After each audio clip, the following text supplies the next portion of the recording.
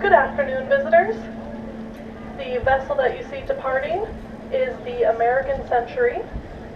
The American Century was built as the Columbia Star in 1981 by the Bay Shipbuilding Company of Sturgeon Bay, Wisconsin. She measures 1,000 feet in length, 105 feet in width, and 56 feet in depth. She's powered by four 3,500 horsepower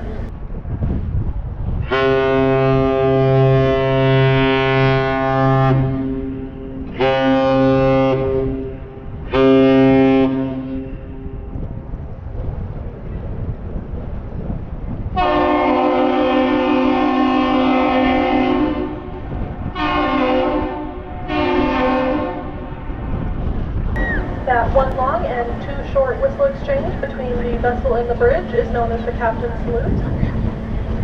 The vessel initiates the greeting with one long and two short blasts, and the bridge responds with the same thing.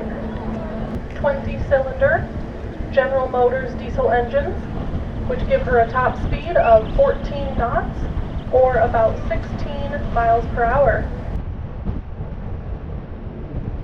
If you see any crew on deck, make sure to give them a big wave and wish them a safe voyage. The American Century is also equipped with a 1,500 horsepower bow and stern thrusters to aid her maneuverability in port.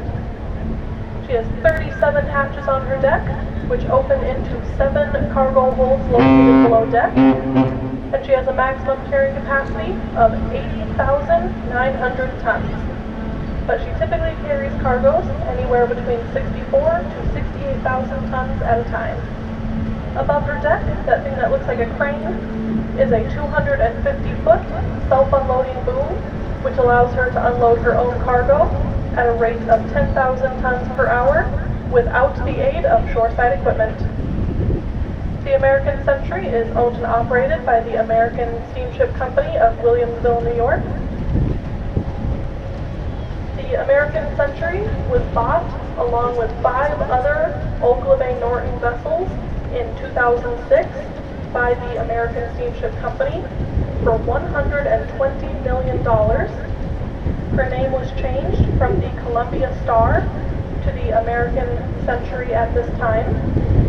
The American Century made her maiden voyage from Sturgeon Bay, Wisconsin to Silver Bay, Minnesota in May of 1981 to load iron ore pellets. She carried a record cargo of 70,903 tons of western coal through the Sioux Locks in 1997.